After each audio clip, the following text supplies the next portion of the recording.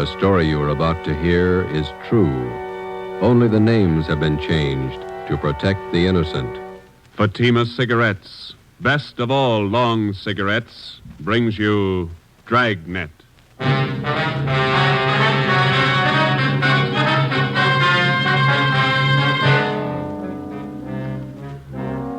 You're a detective sergeant. You're assigned to Bunko Fugitive Detail. You receive information an escaped criminal is hiding out in your city. He's dangerous. He may be armed. Your job, get him. If you want a long cigarette, smoke the best of all long cigarettes. Smoke king-size Fatima. Fatima is the long cigarette which contains the finest Turkish and domestic tobaccos superbly blended to make Fatima extra mild.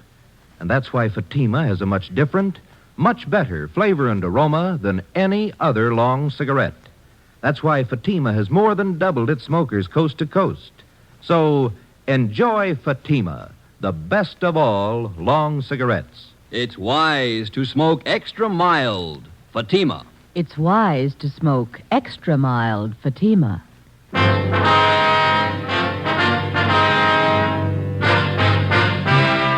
Dragnet, the documented drama of an actual crime. For the next 30 minutes, in cooperation with the Los Angeles Police Department, you will travel step by step on the side of the law through an actual case from official police files. From beginning to end, from crime to punishment, Dragnet is the story of your police force in action. It was Thursday, April 27th. It was warm in Los Angeles. We were working a night watch out of Bunko Fugitive Detail. My partner's Ben Romero. The boss is Blaine Steed, captain of Bunko Fugitive. My name's Friday. I was on the way back from communications, and it was 6:45 p.m. when I got to room 38, squad room. Hi. How are you? How about some dinner? Well, we got one to check out first. Here's the teletype. Skipper just brought it in. Thanks. From San Rafael, huh? Pick up and hold for this department one Alfred Garvey. Wanted for suspicion, forgery, robbery. This man poses as a fingerprint expert from San Rafael Police Department. Here's his mug pulled from the Record Bureau. Mm-hmm. We're informed Garvey is registered at the Fair Deal Hotel, your city. Where's that? Over near First and Broadway. Yeah. Please advise us on his arrest, and officers will arrive with warrant signed. Chief Police Frank Kelly, San Rafael, California. Shouldn't take long to pick him up. All right, we can eat later, I guess. Hi. Hi, Max. What are you doing around? I thought you took off on vacation. I am. Just came back to pick up some stuff in my locker. Soft touch. Sure. Listen, the wife's got the car there. You guys going anywhere near North Main and Daly? Yeah, we're going to leave right now. Oh, okay. Let me grab my coat. All right. You live out near Highland Park, don't you, Mac? Yeah. Wife took the kids shopping in the car this afternoon. Had to get them shoes for our vacation. Kids sure scuff up the toes in a hurry. All right, you all set? Let's go. Where you going on your vacation? Big Bear. Gonna stay the whole 3 weeks. The in-laws own a cabin up there. They even pay the utilities for us. It's pretty nice. Only one trouble. What's that? They're coming with us. Oh. Where'd you park? In the captain's stall. All right.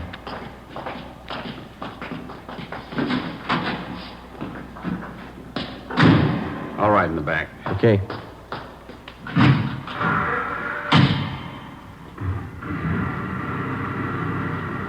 You two still working on that Valley case?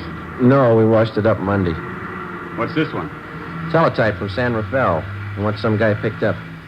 Here's a mugshot. Who's Richards going to work with while he's gone, Mac? I don't know.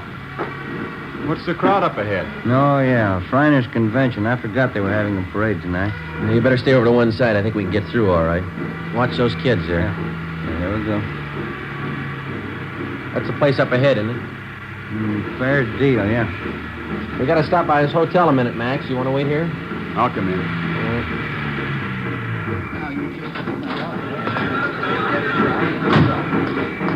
It's a big turnout for the parade, huh? Yeah, it's a big crowd. Fair Deal Hotel. Look at those rates. 35 cents a day, $2 a week.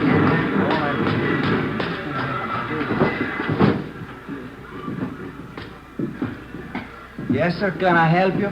Police officers, would you look at this picture, please? All right. Maybe registered as Alfred Garvey. Garvey sure came in yesterday. That picture makes him look old. Is he in now? Well, let's see. Garvey, room 307. The key's gone. He must be in. Thank you. Yes, sir. Elevator's down there at the end of the hall. Okay. The elevator's in use. Let's take the stairs. I'll wait for you here. I want to see the parade. Okay, Max. I've never seen it to fail. What's that? Stairs. Every time my arch is hurt, we get a thief to check who lives upstairs. Just one more flight. Yeah.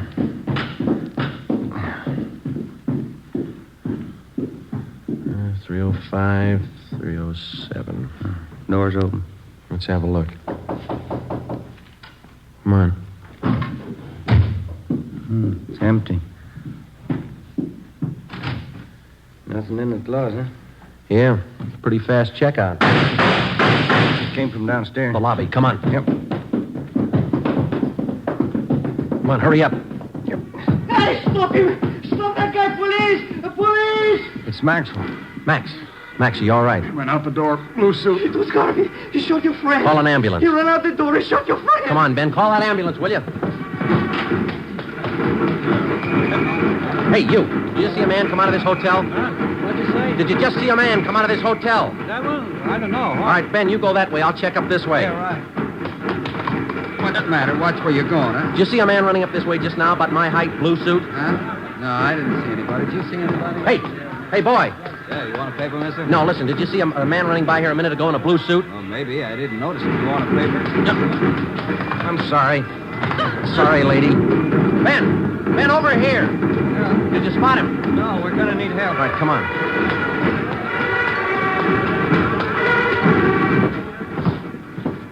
I called the ambulance. You better help your friend. He's bleeding. I don't know what to do. Ben, get a hold of communications. Get some help out here. Right. The guy came down in the elevator. It was Garvey. Your friend tried to stop him. Garvey shot him right in the face. All right, stop He yelling, was huh? terrible. Now, look, he's bleeding. You better do something. Will you shut up?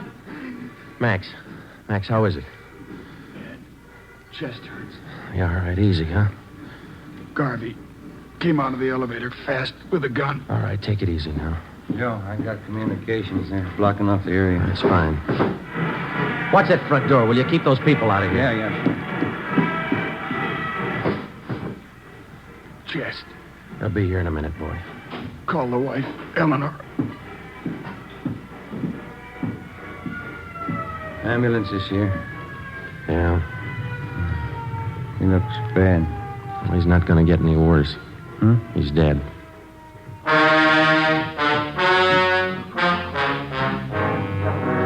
The name on the personnel report said John Warren Maxwell, Sergeant, Los Angeles Police Department, badge number 10377.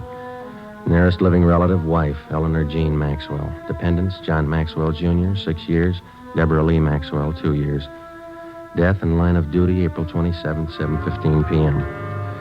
John Maxwell's body was removed from Georgia Street to the county morgue. At 7:45, a special detail of men from homicide and bunco fugitive were on the scene to aid in the investigation of the killing. The neighborhood where the Fairdale Hotel was located was covered for a half-mile around. By 9 o'clock, the parade was over and the area was cleared. We had a single lead to work with. In checking out the different taxicab stands in the neighborhood, we found out that 3 separate fares had been picked up within 2 blocks of the hotel 4 minutes after the shooting. Ben and I went to the offices of the taxicab company. The cabs in question were called in and the waybills were checked. The times of the 3 different trips were listed, and so was the address of each destination. We copied down the addresses and then interviewed the drivers. We're going to give each one of you half a dozen pictures. Like to see if you can identify any of them as passengers you picked up tonight near the Fairdale Hotel. All right, here you go. There you are. 4, 5, 6. Check them carefully, please. Here are yours right here. Take a good look at each one of them. Huh? Okay, thanks. Now, fellas, take your time. Look them all over real good before you make up your minds. Yeah, here's the one, Sergeant. No mistake. Let me see. Where'd you pick up this man? About a block from the hotel. I drove him to a place on 14th Street. Same address on the waybill. Ben? Yeah? Alfred Garvey. Ben and I, along with Ricketts and Chandler from Homicide, drove out to the 14th Street address, another small transient hotel. The clerk on duty identified Garvey from his mugshot. He said the suspect had called at the hotel at about 7:45 that night and asked to see one of the guests, Mrs. Lorraine Thomas. The clerk said he told Garvey Mrs. Thomas was out, that she hadn't been there for 4 days. Ricketts and Chandler went on a stakeout in the lobby of the hotel, and Ben and I went up to the second floor to stake out Mrs. Thomas's room. Friday, 11:25 a.m. Lorraine Thomas returned to the hotel and was taken into custody. We took her to homicide and questioned her for more than an hour. She admitted that she was acquainted with Garvey, but that's all. 1 o'clock. We went to Clifton's cafeteria for lunch. Here, take this tray. Thanks. Silverware? Get here a little earlier, you wouldn't get it. Look at that line running clear out to the street. You were the first one he ran to after the shooting. Oh, Garvey doesn't have many friends in Los Angeles. Maybe that's why he looked me up. I'll have the mixed green salad, please. What kind of work does Garvey do you know? He told me he was in the Merchant Marines. Coleslaw. Some of that potato salad, please. Do you know what he does in the Merchant Marine? He told me a steward. French dressing, please. Do you know any of his friends in town? No, I don't. Rye bread. Can I have an extra butter, please? French roll. What kind do you want, Ben? Now, give me some of those biscuits. Thank you. Does Garvey usually stay at the Fair Deal Hotel when he's in town? I don't know. That split pea soup sure looks good, doesn't it? We told you that the police up north were looking for him. Yeah, I know you did. Like I told you, I've been out with him a few times. That's all I know about him. He must have introduced you to some of his friends. I'll have the prime ribs there. Rare. That piece there. How about it? Did you ever meet any of his friends? Yeah, one or two. No gravy. Meatloaf, brown gravy. You remember any of the names of his friends? I just met him, that's all. I don't remember. Let me have a roast turkey. Go kind of heavy on that dressing, will you? Did you ever go out with any of them? No. Why do you think Garvey went to your hotel after the shooting? I don't know. Maybe he figured you'd hide him. I don't know why he should. He killed a man and headed straight for your place. Doesn't make you look too good. I can't help that. I like some of those string beans, please. Miss Thomas, you know it's going to go hard on you if you're holding back information on Garvey. I'm not. Why don't you take some of that summer squash, Joe? It's good for you. Well, I can't eat that much. When'd you first meet Garvey? About 3 years ago, up in St. Helena. You might as well keep your nose clean. How do you mean? We're going to reach you, Miss Thomas. You might as well tell us all you know. Look, if Garvey's killing people, I don't want to have any more to do with him. We do. Now, where is he? I told you, I don't know. Squash, please. You said you had a little boy, didn't you, Miss Thomas? Do we have to talk about it now? I thought we were going to have lunch. How old's your little boy? He's 7 years old. Where is he now? He's in school up in San Francisco. Isn't his line going awful slow? It's lunchtime. You know that cop that Garvey killed last week? Mashed potatoes, country gravy. Did you hear what I said? Yes, I know he killed a cop. He had a little boy, too. There's nothing I can do. No potatoes, thanks. Yeah, there's something you can do, Miss Thomas. You can tell us where Garvey is. If I knew, I'd tell you. French fries, please. You're kidding us, Miss Thomas, but we're not going to kid you. You know a lot more about this than you're telling us. Maybe I do, but I'm scared. Who are you afraid of? Look, why can't you count me out of this? I don't want any part of it. You're in all the way. The only way you're going to get out is to tell us what you know. He'll kill me. Suppose something happens to me, nobody's going to worry about my kid. You don't have to worry. He's not going to find out. No dessert, please. They'll both kill me. Both? Who's the other one? Oh, what's the use? Trouble, no matter what you try to do, nothing but trouble. Garvey's working with somebody, is that it? His name's Jack Fleming. Yeah? They made me promise to cover for him. Give him a place to hide out whenever the heat was on. Then you know where they are. No, I don't, and that's the truth. Why do they need a place to hide out? You said Garvey killed a cop. What about Fleming? Hey, Joe, you better move along. Oh, I'm sorry. What about Fleming? They're going to pull some jobs. All right, we can skip the dessert. Come on. I'll take a check for all of them. Let's go. What kind of jobs? Where? Hold up. Tomorrow night. Three Kings Liquor Store out in Wilshire. Let's sit down. They're both the same, Garvey and Fleming. They can't hold a gun without using it. Here's the table. Oh, you dropped your tray. I'll get you some more. Don't bother. I'm not hungry anymore.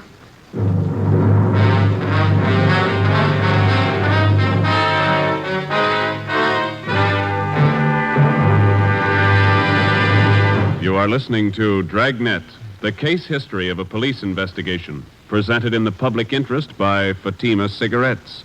If you smoke a long cigarette, it will be in your interest to listen to a typical case history of a Fatima smoker. It's the case of Lee Silver, general assignment reporter on one of New York's greatest newspapers. This is his actual signed statement. When you have to meet a news deadline, you work at a fast pace, smoke at a fast pace. That's why I smoke Fatima. They're extra mild.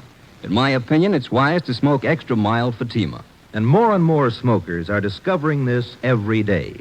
Actual figures show Fatima has more than doubled its smokers coast to coast. So enjoy Fatima yourself. The long cigarette, which contains the finest Turkish and domestic tobaccos, superbly blended to make it extra mild. You will prefer Fatima's much different, much better flavor. You will agree. It's wise to smoke extra mild Fatima. It's wise to smoke extra mild Fatima.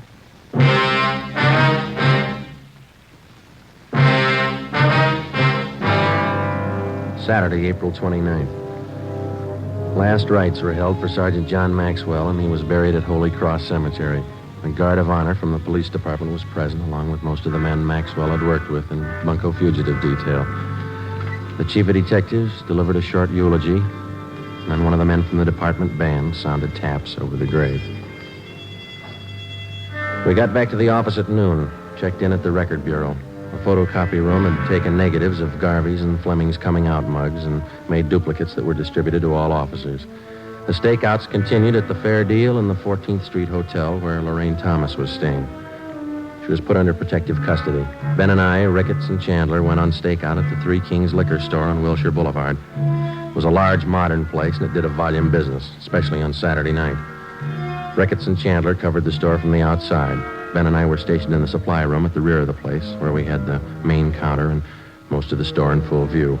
We set up a prearranged signal with the clerk on duty, and if and when Garvey and Fleming showed up, the clerk was to accidentally knock an empty bottle off the counter. We waited until midnight. Nothing happened. It's the first customer in half an hour. It's kind of slow. Yeah. Wait a minute. Here comes another one. No sale. It's a woman. Bottle of muscatel, please. The clerk sure got the jitters. Well, I'll put in with him. Well, I could go for a hamburger. Why didn't you eat dinner? I wasn't very hungry then. Oh, I got an almond bar. You want it? Yeah, thanks. Wait a minute. Another customer. Yeah, man. Can't see his face too well with that hat on, can you? That's Fleming. Come on. Police officers, get your hands up. Watch it, Joe. You're hitting. He's going out the front. Come on. Ricketts and Chandler stopped him. Yeah, he's down. Watch him. Get the gun. Yeah. Yeah, here it is. That's Fleming, all right. Ricketts, call an ambulance. What's the score? Looks like one in the shoulder and legs, too. What about Garvey? I don't know. What do you think? Fleming stopped all the slugs. Yeah. Let's ask him.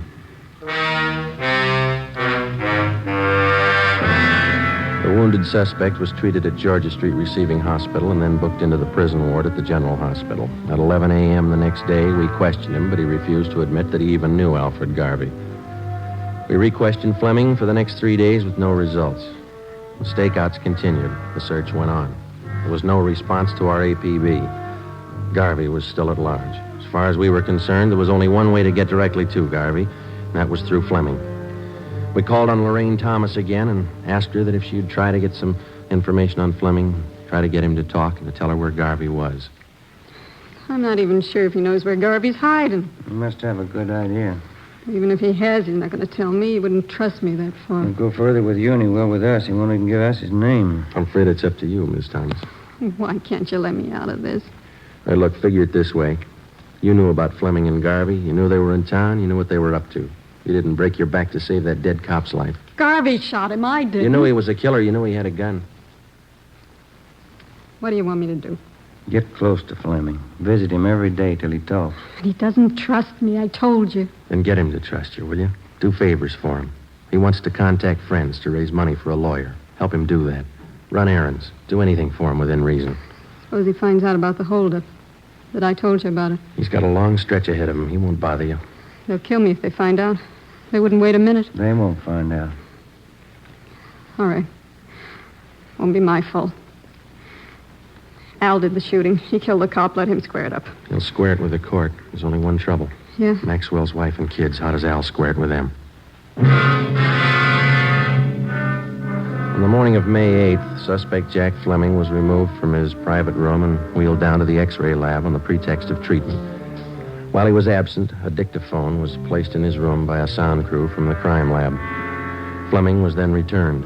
That afternoon, while Ben and I listened in on earphones in the next room, Lorraine Thomas paid her first visit to Fleming. We had briefed her on how to proceed in getting the suspect to talk, in particular, to reveal Garvey's hideout. It was a slow process. For the next 15 days, between the hours of 2 and 4 in the afternoon, Mrs. Thomas visited Fleming while Ben and I monitored their conversation in the adjoining room.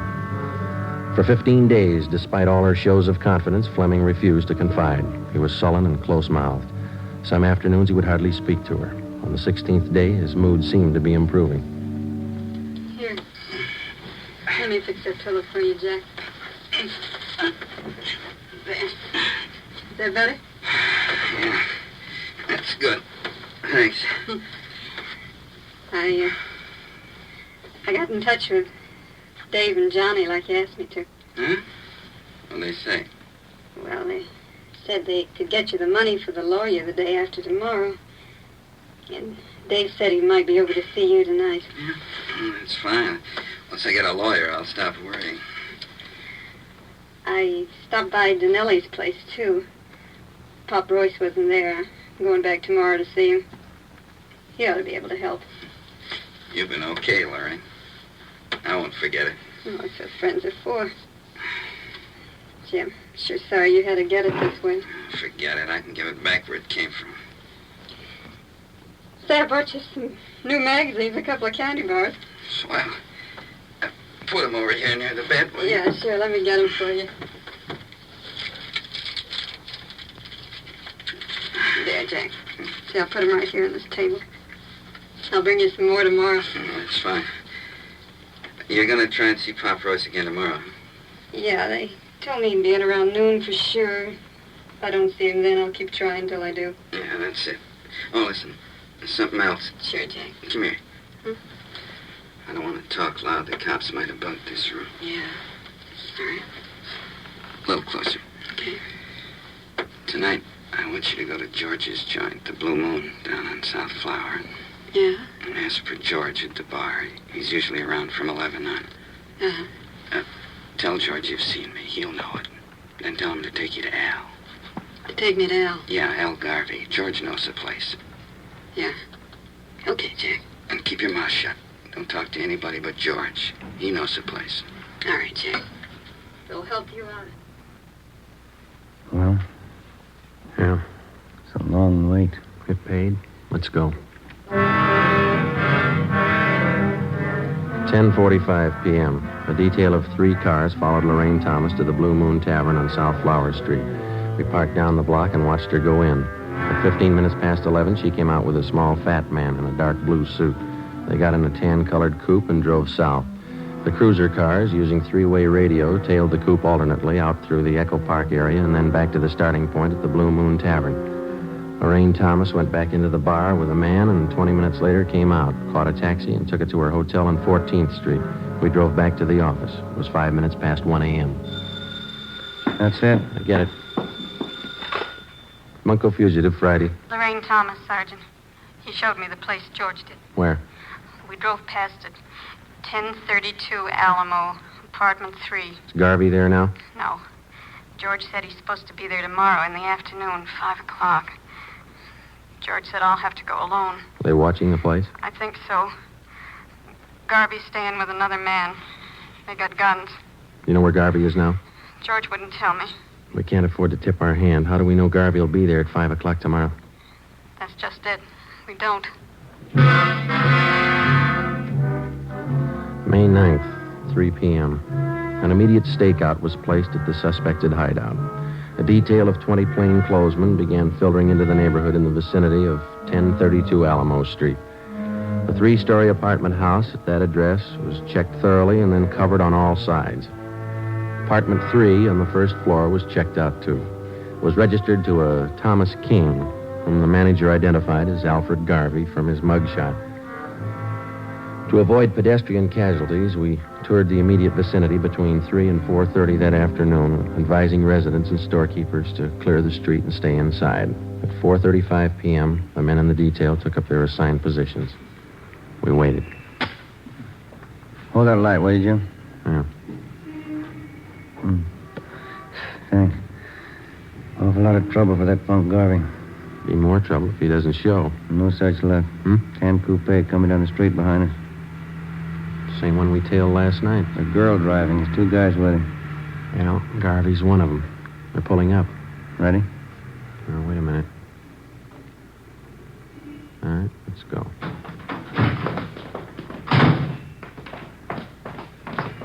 Police officers, hold it right there. Al, cops! Don't get down. They're behind the car. Throw him in, Garvey. You haven't got a chance. Al, break for the house! All right, hold it, Ben. That's it. Both of them. Come on.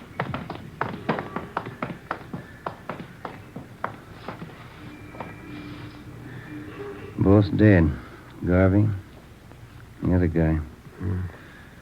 Rotten case. Rotten business.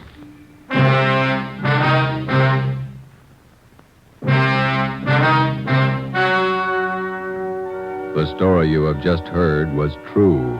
Only the names were changed to protect the innocent. On August 2nd, trial was held in Superior Court, Department 93, City and County of Los Angeles, State of California. In a moment, the results of that trial. It's amazing how many long cigarette smokers are changing to Fatima. Here is the actual report. From coast to coast, king-size Fatima has more than doubled its smokers. Yes, more and more smokers every day are discovering that Fatima is the best of all long cigarettes. Long cigarette smokers find Fatima has a much different, much better flavor and aroma. Long cigarette smokers find that Fatima is extra mild because it's the long cigarette which contains the finest Turkish and domestic tobaccos superbly blended to make it extra mild. So enjoy extra mild Fatima. Best of all long cigarettes. It's wise to smoke extra mild Fatima. It's wise to smoke extra mild Fatima.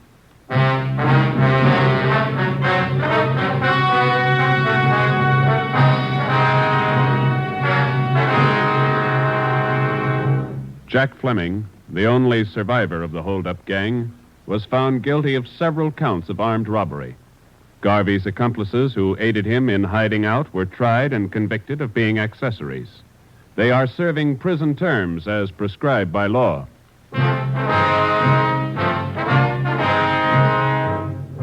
You have just heard Dragnet, a series of authentic cases from official files. Technical advice for Dragnet comes from the Office of Chief of Police W.A. Wharton, Los Angeles Police Department. Fatima Cigarettes, the best of all long cigarettes, has brought you Dragnet from Los Angeles.